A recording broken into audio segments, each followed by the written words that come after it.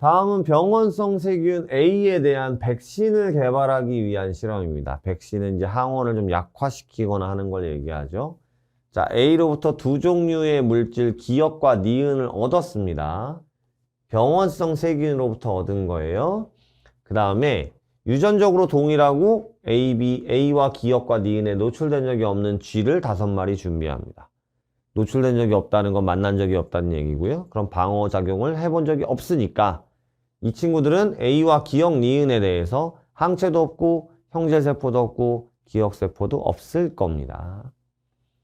자, 표와 같이 주사액을 우선 3마리 생쥐에게 주사할 거고요. 1한테는 물질 기억, 2한테는 물질 니은, 3한테는 세균 A를 넣겠습니다. 자, A에 대한 항체 생성 여부고요.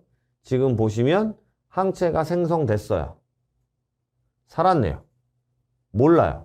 살았고요. 몰라요. 죽었어요.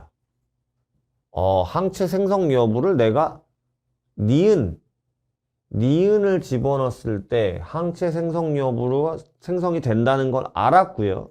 그 다음에 산다는 걸 알았습니다. 근데 이 니은은 세균 A로부터 얻은 거거든요. 근데 세균 A를 그냥 넣으면 죽네요. 무슨 내용이지? 다시 한번 볼게요. 자, 2주 후에 다의 1에서 혈청 A를, 다의 1입니다. 얘. 자, 살았어요? 그죠? 혈청 A를. 혈청이 뭔지 아시죠? 혈청은 피를 이렇게 담았을 때, 시험관에 담았을 때 혈구들은 다 아래로 가라앉아요. 적혈구, 백혈구, 림프구 다 가라앉아요. 기억세포, 형질세포 싹 다. 요 위에 떠 있는 아이가 혈청이고요. 다른 말로 혈장이라고도 불러요. 그냥 고등학생은 같은 말이라고 생각하셔도 되거든요.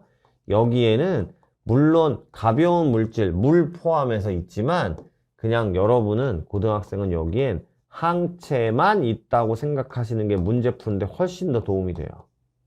항체만 있다. 그러니까 결국 혈청을 갖고 왔다는 건 항체를 갖고 왔다는 얘기예요. 그러면 혈청 A는 다의 1로부터 얻었으니까 물질 기억에 대한 혈청이고요. 그 다음에 2한테서는 혈청 B를 얻었으니까 얘는 니은에 대한 혈청이에요. 됐죠? 자, 이렇게 혈청을 얻어가지고요. 표와 같이 주사액을 4와 5에 주사했다. 그 다음 1일 후에 생쥐의 생존 여부를 확인한다 그랬어요. 혈청 기억을 넣었을 때 세균 A는 죽는다면서요. 그럼 혈청 니은을 넣었을 때 세균 A가 산대요. 지금 세균 A한테는 기억과 니은이라는 물질이 들어있어요. 그 기억과 니은에 대해서 너무 복잡하게 여기지 마세요. 니은에 대한 혈청을 갖고 있으면 이 니은을 무력화할 수 있죠. 그럼 기억이 발현된다고 쳐도 산다는 거예요. 기억 때문에 죽진 않는다는 거죠. 그런데 니은, 기억과 관련돼서 혈청이 있으면 니은이 제대로 발현이 되면 죽는다. 이런 뜻으로 이해하시는 게 좋을 것 같아요. 그쵸? 항체가, 니은에 대한 항체가 생성되면 사는데,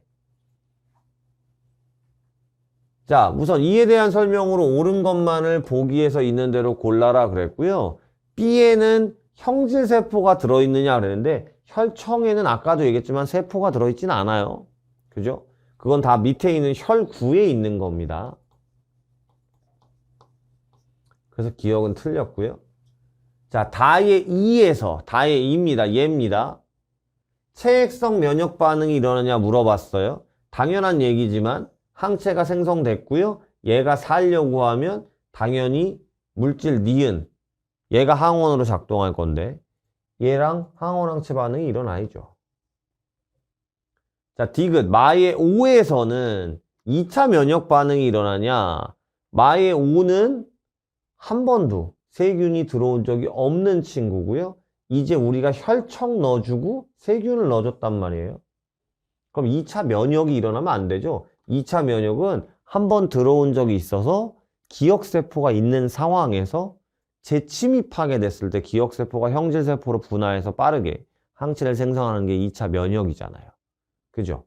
근데 얘는 처음 들어온 거예요. 그러니까 2차 면역이라는 얘기는 말이 안 되죠. 그러면 답이 뭐가 되는 거예요? 니은 2번만 남게 되는 겁니다.